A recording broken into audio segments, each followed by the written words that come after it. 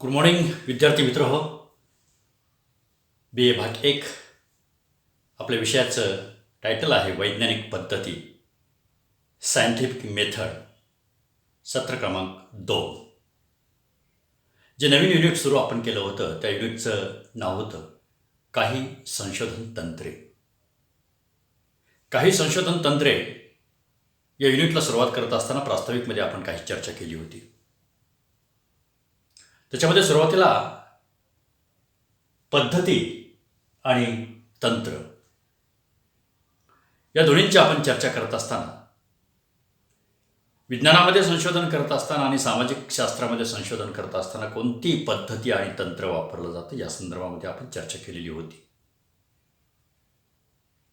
तसं पद्धती सगळीकडे एकच असते आणि दोन्हीमध्येही हेतू एकच असतो. तो हेतू म्हणजे सत्य शोधण्याचा.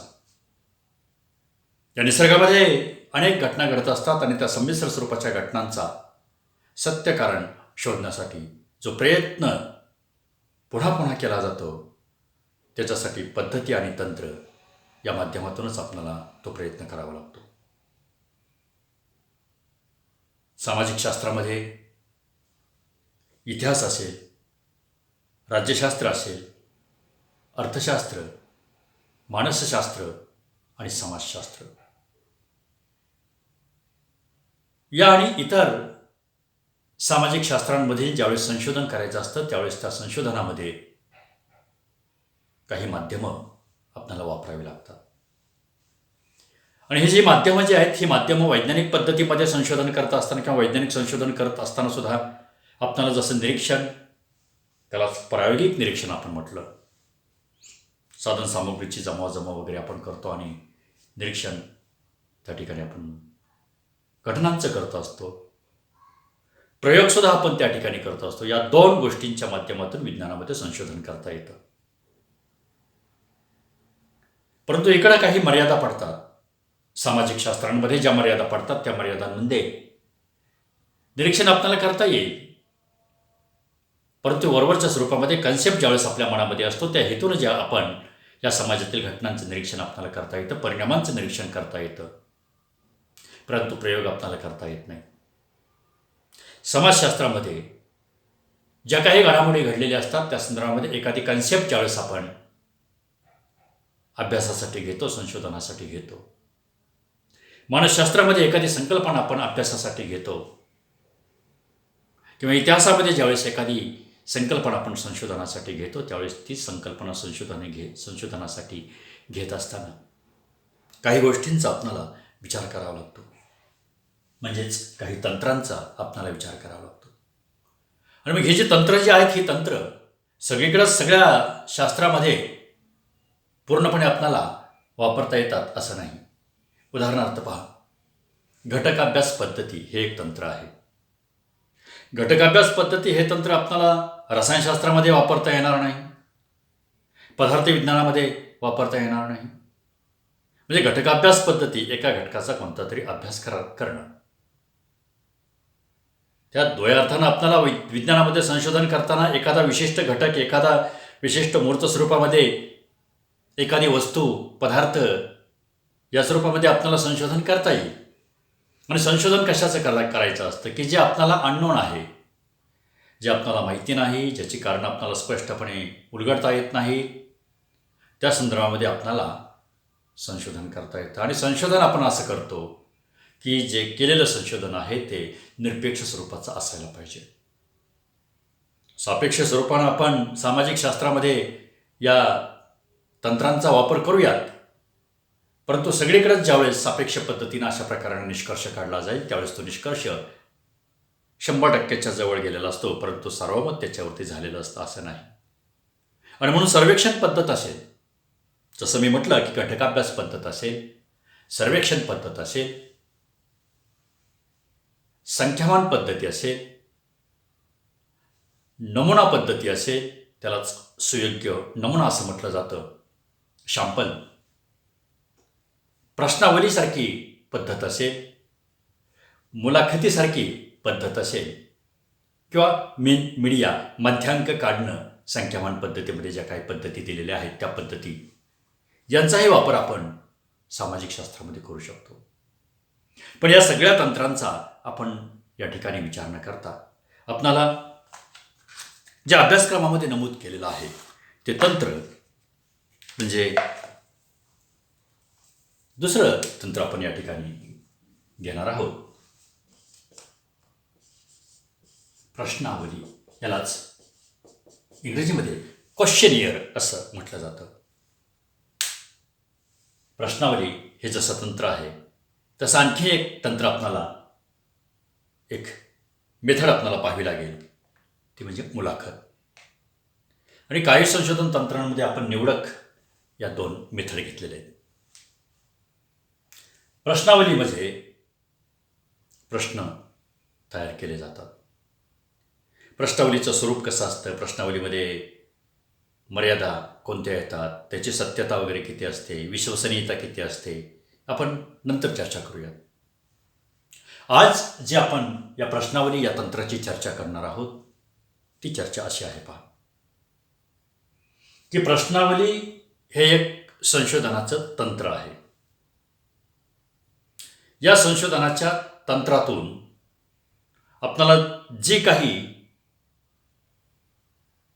सत्य घटनांच्या संदर्भामध्ये मिळणार आहे ती अंतिम सत्य असतीलच असं नाही.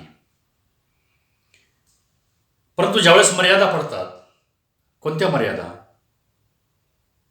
एखादा संशोधक आहे, त्या संशोधकानं इतिहासातील एखादी संकल्पना संशोधनासाठी निवडलेली आहे. राज्यशास्त्राचा एखादा संशोधक राज्यशास्त्रातील एखादी संकल्पना संशोधनासाठी निवडलेली आहे, गृहीत धरा. मग ही प्रश्नावली तयार करत असताना कोणत्या प्रश्नांच्यावरती किंवा कोणत्या समस्यांच्यावरती, कोणत्या संकल्पनांच्यावरती तयार करायची हे आधी ठरलं पाहिजे. म्हणजे संशोधक या ठिकाणी महत्त्वाचा आहे आणि संशोधकानं निवडलेली संशोधनाची संकल्पना महत्त्वाची. या 2 गोष्टी आल्या. या 2 गोष्टींच्या संदर्भात पुन्हा तिसरी जी गोष्ट या ठिकाणी महत्त्वाची ठरते ती म्हणजे आपणाला प्रश्नावली भरून कोण देणार. सगळीच माणसं काही रिकामटेकडे असत नाहीत आणि आपण कोणालाही प्रश्नावली देऊ शकत नाही. आणि म्हणून इथं मुद्दा मी या ठिकाणी स्पष्ट करतो तो असा की प्रश्नावली आणि मुलाखत हे 2 तंत्र आपण या ठिकाणी चर्चेसाठी घेतलेले आहेत. परंतु प्रश्नावली आणि मुलाखत या दोन्हींच्यामध्ये सुद्धा प्रश्न विचारले जातात. मुलाखतीमध्ये सुद्धा प्रश्न विचारले जातात आणि प्रश्नावलीमध्ये सुद्धा प्रश्न विचारले जातात. पण एक आहे, मुलाखतीमध्ये समोरासमोर प्रश्नांची उत्तरे मिळवली जातात. तर प्रश्नावलीमध्ये अप्रत्यक्ष स्वरूपामध्ये किंवा प्रत्यक्ष भेटून प्रश्नावली दिली जाते आणि उत्तरं मिळवली जातात. आता आधुनिक तंत्रज्ञान नवनवीन आल्याचं आपल्याला दिसतं आहे. मोबाईल असेल, ईमेल असेल, ट्विटर असेल, अनेक माध्यमं आहेत. पहा, पूर्वी असं असायचं की त्या संशोधकाला संकल्पना आपण निवडल्यानंतर त्या संदर्भामध्ये प्रश्न तयार करावे लागायचे. आता सुद्धा प्रश्न तयार करावे लागतात. परंतु ती प्रश्नावली कोणाकडे द्यायची यासाठी प्रत्यक्ष भेटायचं म्हटलं तर एसटीनं प्रवास करावा लागायचा, रेल्वेनं प्रवास करावा लागायचा. आणि प्रवास हा रेल्वेनं किंवा एसटीनं करत असताना किंवा स्वतःच्या वाहनानं करत असताना जी संकल्पना आपण निवडलेली आहे त्या संकल्पनेच्या संदर्भामध्येच त्या व्यक्ती तज्ज्ञ असायला पाहिजे. त्या व्यक्ती तज्ज्ञ असायला पाहिजे. कोणाकडेही प्रश्नावली पाठवून चालत नाही. मला त्या विषयामध्ये आवड असायला पाहिजे. जर त्या विषयामध्ये मला रुची नसेल तर मी कशाला प्रश्नावली ॲक्सेप्ट करेन. आणि म्हणून जो संशोधक आहे त्या संशोधकाने ही माहिती आधी काढावयाची असते की प्रश्नावली कोणाला पाठवायची. तिसरा मुद्दा महत्त्वाचा ठरला. प्रश्नावली कोणाला पाठवायची, प्रश्नावली कशी तयार करायची आणि संशोधकांनी निवडलेली संकल्पना. आज मगाशीच मी म्हटलं की माध्यमं बदललेली आहेत. वेळेची बचत या ठिकाणी होऊ शकते. पूर्वी असं असायचं की प्रत्यक्षात देऊन ती प्रश्नावली आपल्याला द्यावी लागायची आणि प्रश्नावली दिल्यानंतर ती प्रश्नावली आपण भरून घ्यायचो किंवा एखाद्याला पोस्टानं आपण प्रश्नावली पाठवायचो. पोस्ट हे एक माध्यम होतं, आजही आहे, परंतु त्याचा वापर आपण किती प्रमाणामध्ये करतो हे आजच्या घडीला प्रत्येकाला माहिती आहे. पोस्टाचा आपण आता अंतर पडलेलं आहे, तसा उपयोग फारसा आपण करत नाही, कारण त्या सेवा देणाऱ्या काही कुरिअर कंपन्या स्वतःच्या उभ्या राहिल्याचं आपल्याला दिसतं आणि त्यांच्यापेक्षा जलद सेवा ही कुरिअर सेवा असते. त्याच्यामुळं ग्राहक तिकडं तो विषय वेगळा आहे. पण पोस्टानं ज्यावेळेस प्रश्नावली पाठवली जायची त्यावेळेस त्या उत्तरे देणाऱ्याला ती प्रश्नावली मिळायची आणि नंतर मग वाट पाहत बसावं लागायचं. मित्र, आज असं आहे. इंटरनेटचा जमाना आहे. प्रत्येकाकडे अँड्रॉइड मोबाईल आहे. आपण संशोधकाने प्रश्नावली तयार केल्यानंतर प्रत्येकाचा ईमेल काढलेला असतो. त्या ईमेलला जर प्रश्नावली जर पाठवली तर पोस्टापेक्षा कितीतरी कमी वेळात आजच्या या आधुनिक तंत्रज्ञानाच्या माध्यमातून ती प्रश्नावली संशोधक संबंधिताकडे पाठवू शकतो. आणि अशा प्रकारानं संबंधिताकडं ती प्रश्नावली पाठवल्यानंतर व्हॉट्सअपचं हे एक माध्यम आहे, तिथेही तो प्रश्नावली पाठवू शकतो. संबंधित व्यक्ती त्या विषयातल्या तज्ज्ञ जर असतील तर लगेच प्रश्नावली भरतात आणि संशोधकसुद्धा तज्ज्ञ व्यक्तीकडेच प्रश्नावली पाठवतो. विषय त्याचा ठरलेला असतो, त्याला तो विषय आवडीचा असायला पाहिजे. आणि मग या दोघांच्यामध्ये भ्रमणध्वनीच्या माध्यमातून सांगितलं जातं, सूचित केलं जातं की मी प्रश्नावली पाठवलेली आहे, प्लीज ईमेल पहा. ईमेल पाहिल्यानंतर तो मुक्तपणे प्रश्नावली सोडवतो आणि प्रश्नावली सोडवल्यानंतर संबंधिताकडे पुन्हा ज्या ईमेलच्या माध्यमातून ती प्रश्नावली आलेली आहे त्याला तो रिप्लाय करतो. हे आजचं आहे. पण पूर्वी कसं असायचं, पोस्ट हे एक माध्यम असायचं. प्रत्यक्ष त्या संशोधकाला भेटायला जावं लागायचं. याच्यामध्ये बराचसा वेळ जायचा आणि म्हणून पूर्वी संशोधनासाठी अधिक वेळ जात असायचा, कारण माध्यमं तेवढी नसायची.